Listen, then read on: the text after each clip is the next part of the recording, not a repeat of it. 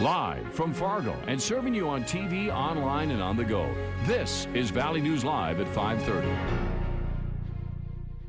An October bombshell late in the election process, the FBI is investigating newly discovered emails linked to Hillary Clinton. Good evening and thank you for joining us. Donald Trump is already jumping on this latest news. NBC correspondent Edward Lawrence is in Washington with the latest on this new revelation.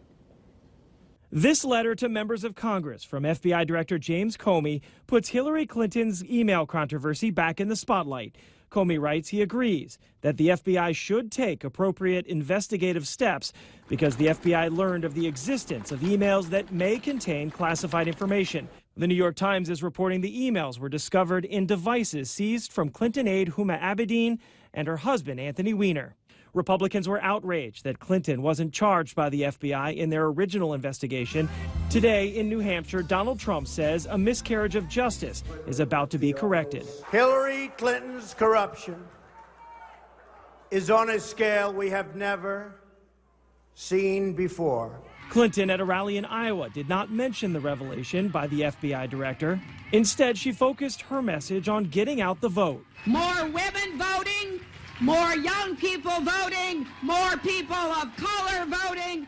A new Quinnipiac University poll has Clinton surging in the past month to a tie with Trump in Iowa. Federal filings show Clinton outraising and outspending Trump. Today, the Republican nominee announced he wired $10 million to his campaign. This as his running mate, Governor Mike Pence, got on a new plane to Pennsylvania after his aircraft slid off the runway in New York last night. Governor, how you feeling today? Just great. Looking forward to being back on the trail. But tonight, the focus is on Hillary Clinton and what the FBI discovers in its renewed investigation. There is no timeline on when the FBI review will be finished. Governor Mike Pence and other Republicans say Americans have a right to know what the emails say before Election Day. Well, the sun made a reappearance today, giving us a nice break from those gray skies, but looks like they might be coming back. Robert, how's tonight's forecast looking? Yeah, we'll see some partly to mostly cloudy skies as we head through the rest of the evening. May see a sprinkle or two, especially across the far northern valley, but the vast majority of us will stay dry. A bit warmer today with temperatures right now still in the 50s and 60s. 59 here in Fargo and Wahpeton, 67 warm degrees down in the Sisseton area. Winds not as strong as yesterday, but still a touch breezy from time to time. And those winds now shifting to the northwest will start to usher in some cooler air as we head through the overnight hours. But right now, there it is, a mix of clouds and sunshine, and we'll see some partly cloudy skies to mostly cloudy skies as we head through the overnight hours. And again, that chance for a few sprinkles, especially across the far north. Here in Fargo, though, we stay dry, lots of cloudiness, temperatures slowly dropping on off as we head through the 7, 8, and 9 o'clock hour through the upper 50s. As mentioned, we do have some cooler air on the way as we head through the overnight hours. And how cool do we get as we head through your Saturday? And how's the Halloween forecast looking? We'll let you know the answers to those questions in just a little bit. Sounds good. Thanks, Robert. Well, a standoff over the Dakota Access Pipeline last night left many protesters saying they refuse to back down. Long brewing tensions over the controversial project boiled over as police in riot gear faced off with protesters. After hours of clashes, law enforcement officials arrested 142 people. A press conference just kicked off a little bit ago. We'll let you know what comes out of it tonight on Valley News Live 9 and at 10 at 10. Meanwhile, more Metro officers are heading to the pipeline standoff. Fargo police last night sent more officers out west and extended officer shifts here to 12 hours. Valley News Team's crime and safety reporter Nicole Johnson shows us how the protest is impacting Fargo streets and also North Dakota taxpayers. 1/4 of the Fargo Police Department is at the Dakota Access Pipeline protest. You have somebody that needs medical attention. When people start throwing Molotov cocktails and shooting at law enforcement, that raises the stakes for us. After a request for help from Morton County, about 50 sworn officers from Fargo alone were sent. That's enough to staff an entire shift. It is a very scary situation for law enforcement, especially when things like that start happening, when people say that they're peacefully protesting, but in reality, yesterday wasn't a peaceful protest. Deputy Chief Joe Anderson says it's putting a strain on the department. Someone's got to put that fire out. You can't just let it burn. It's disrupting officers' lives who had to deploy, and it's harder for the officers left on the street to keep up. But it's not just Fargo. Highway Patrol, I know Grand Forks PD has officers out, so there's any number of Cass County. We have the resources. We could go down there at any time. We are trying not to. It's running up a big bill for overtime pay. Morton County says it costs around $500,000 a day to deal with the protest. The state, which translates into North Dakota taxpayers, are picking up the tab, which, at last word, stands at $6 million and counting. That's not optimal to operate on 12-hour shifts for a long period of time. So hopefully, depending on how events go today out in Morton County, we'll be able to have a better sense of when those officers might be returning to Fargo. Returning to Fargo to return the level of protection the department provides back to normal. In Fargo, Nicole Johnson, Valley News Live. Again, 142 people have been arrested at the Dakota Access Pipeline. Anderson says Morton County cannot handle that on its own, and it's affecting area jails that are already close to capacity. Now to a Valley News Live exclusive. It was a wild morning for North Fargo. This as police tried to track down a suspect in a car theft and possibly another wanted man. We had the only news crew on the scene as the suspect is arrested. Police telling us they're thankful he's off the streets. Valley News Team's Bradford Eric has the details that you will only see here.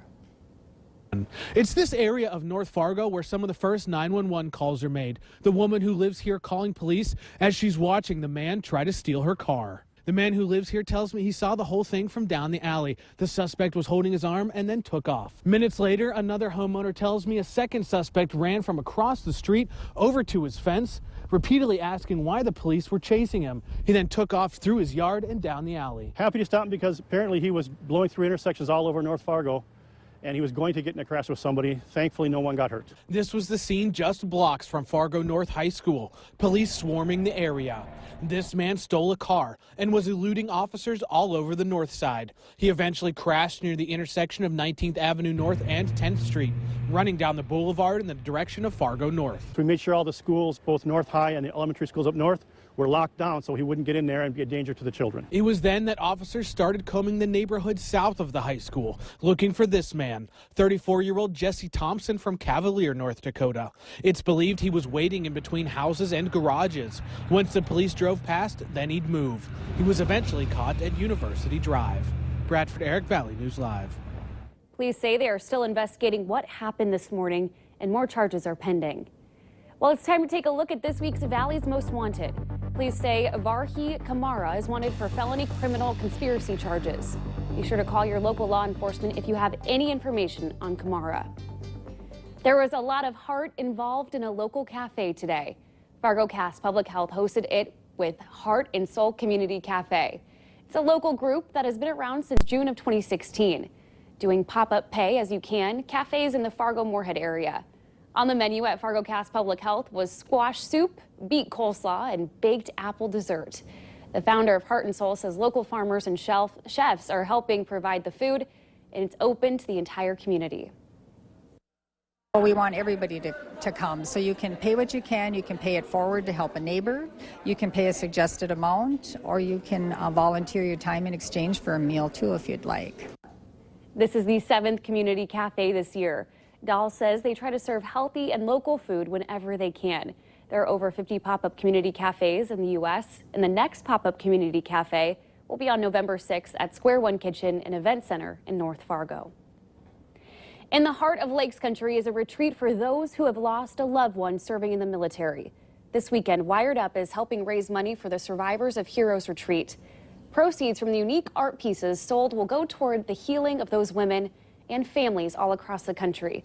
Every purchase made with one-of-a-kind art at the Loft always goes towards a kind act for someone in need in the community, which is an important mission for the artist. I'm a very emotional person, and I get kind of wrapped up in what's going on, and I don't meet the people, and that's a good thing because I'm just behind the scenes and I want to just do little day brighteners, and that's all it is. We have a link to the events page on valleynewslive.com. Just click on our hot button.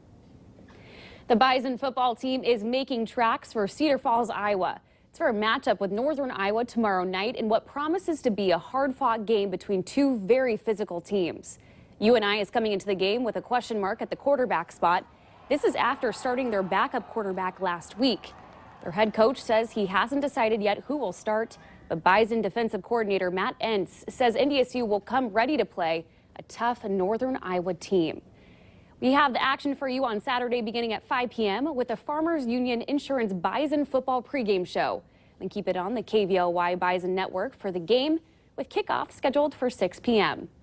And of course, remember to like Valley News Live on Facebook. That way you can follow the latest news, weather, and breaking news updates anytime on your feed. Just search Valley News Live, like our page, and you'll stay informed throughout the entire day. Still ahead tonight, hundreds of these child ride-on toys have been recalled. What you need to know to keep your kids safe. Cloudy and mild conditions today across the region, but much cooler air poised to move on in. How long does the cooler air stick around? We'll let you know coming up right after this.